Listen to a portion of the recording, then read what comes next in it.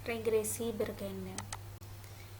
Analisis regresi linear berganda itu digunakan untuk mengukur pengaruh antara lebih dari satu variabel prediktor atau variabel bebas atau variabel independen terhadap variabel terikat atau variabel dependen.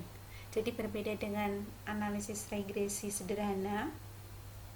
Kalau analisis regresi sederhana itu adalah variabel independennya 1, dependennya 1. Tetapi untuk analisis regresi berganda itu adalah variabel independennya lebih dari 1. Rumus yang dipakai di dalam analisis regresi berganda itu adalah Y sama dengan A plus B1X1 plus B2X2 plus sampai BN/Xn, karena variabel independennya lebih dari 1.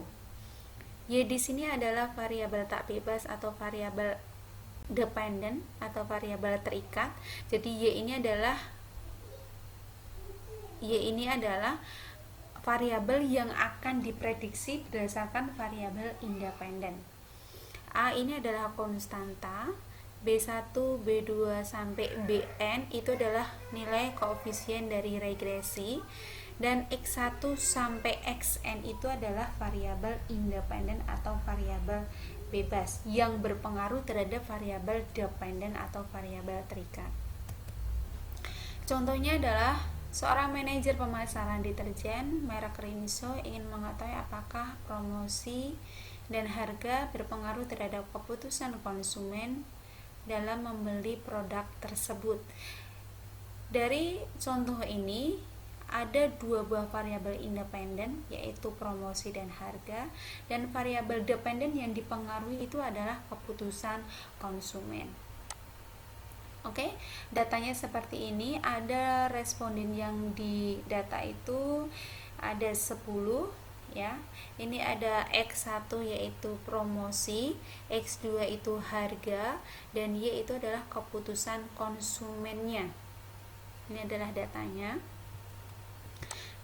Oke, karena tadi ada dua buah variabel bebas yaitu berupa harga dan promosi, maka di sini untuk persamaan regresinya yaitu Y sama dengan A plus B1X1 plus B2X2. Oke, jadi kita nanti menentukan nilai dari A, nilai dari B1, B2. Jadi di sini kita akan menentukan nilai A, B1 dan B2. Ini ya, untuk menghitung nilai A, ini A ya, B1, B2 ya, sampai Bn, maka kita menggunakan metode kuadrat terkecil, yaitu menghasilkan persamaan seperti ini.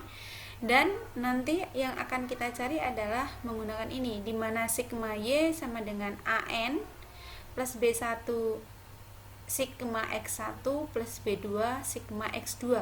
Jadi nanti kita mencari ini ya. Ini adalah rumusnya untuk mencari nilai A, B1 dan B2 ya. Selanjutnya ini data awal yang saya cari lagi, yaitu mencari, jadi ini adalah tabel untuk membantu kita untuk mencari nilai B1, B2 dan nilai A, di mana kita mencari sigma dari X1, sigma dari X2, sigma dari Y, dan kita mencari X1 kali Y, X2 kali Y, X1 kali X2, X1 dikuadratkan dan X2 dikuadratkan. Ini adalah nilai sigmanya yang saya blok kuning. Oke, selanjutnya kita akan memasukkan ya, dimana sigma Y tadi adalah 170, maka di sini 170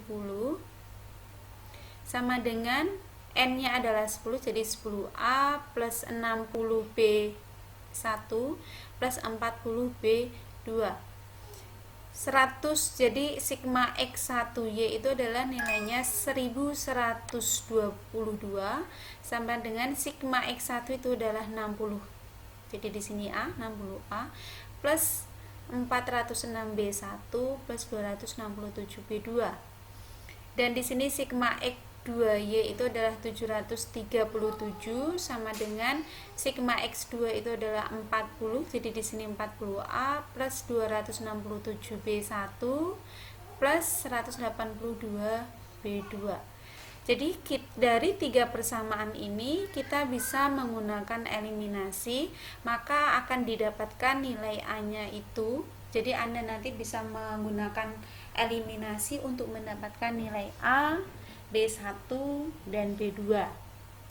Setelah dieliminasi, yang didapatkan adalah nilai A-nya 3,9186, B1-nya 2,4909, dan B2-nya adalah negatif 0,466. Maka bisa kita dapatkan persamaan regresinya setelah kita substitusi ya, dimana persamaan regresinya tadi Y sama dengan A plus BX1 plus BX2. Maka di sini untuk persamaan regresi yang kita dapatkan adalah Y sama dengan A-nya tadi adalah 3,9186 ditambah B1-nya adalah 4909X1 dikurangi B2-nya itu adalah negatif 0,466X2. Jadi ini adalah persamaan regresi yang kita dapatkan. Oke, selanjutnya adalah kita menguji hipotesisnya, di mana H0 itu B1 sama dengan B2 sama dengan 0. Artinya promosi dan harga tidak berpengaruh signifikan terhadap keputusan konsumen dalam membeli deterjen merek Rinso. Dan H alternatifnya itu adalah lawan dari H0-nya, bahwa promosi dan harga berpengaruh signifikan terhadap keputusan konsumen dalam membeli deterjen merek Rinso. Oke. Selanjutnya kita untuk pengujian hipotesis kita cari koefisien korelasinya dari R-nya. Kita cari R-nya. R ini adalah indeks atau bilangan yang digunakan untuk mengukur keeratan hubungan antar variabel. Oke, R itu adalah nilainya pakai rumus ini ya. R. Jadi di sini mendapatkan nilai R itu adalah 0,775252308. Oke, setelah kita mendapatkan nilai R, maka kita bisa menghitung nilai F hitung. Ya, menghitung dari nilai F hitung, ya. Anda bisa memasukkan R kuadrat. Setelah Anda mendapatkan nilai R-nya 0,77, Anda bisa menggunakan rumus ini untuk mencari F hitung, ya. Setelah Anda mendapatkan nilai F hitung, Anda bisa mencari F tabel, ya, dengan alfanya itu 5%. Anda bisa mendownload tabel F ya, dimana untuk ada pembilang dan ada penyebut. Untuk pembilangnya adalah dimana K-1, K itu adalah variabel independennya, dan cari penyebutnya itu N-K. N itu adalah jumlah respondennya dikurangi dengan variabel independennya, ya. Nanti Anda bisa mencari F tabelnya. Setelah Anda mendapatkan F hitung dan F tabel, ya, diingat bahwa untuk pengambilan keputusannya itu adalah jika nilai F hitung kurang dari F tabel, maka hipotesis H alternatif adalah ditolak atau H0 diterima, ya. Tetapi apabila F hitung atau lebih besar dari F tabel, maka hipotesis dari H alternatif itu diterima, artinya H0 itu ditolak. Oke. Selanjutnya, tugas Anda adalah apakah, tentukan kesimpulannya ya, apakah ada atau tidak pengaruh antara variabel-variabel independen atau variabel bebas yaitu X1 dan X2. X1-nya tadi adalah promosi dan X2-nya adalah harga, terhadap variabel terikat atau dependennya itu adalah Y, yaitu keputusan konsumen. Anda bisa membandingkan antara F hitung dengan F tabel.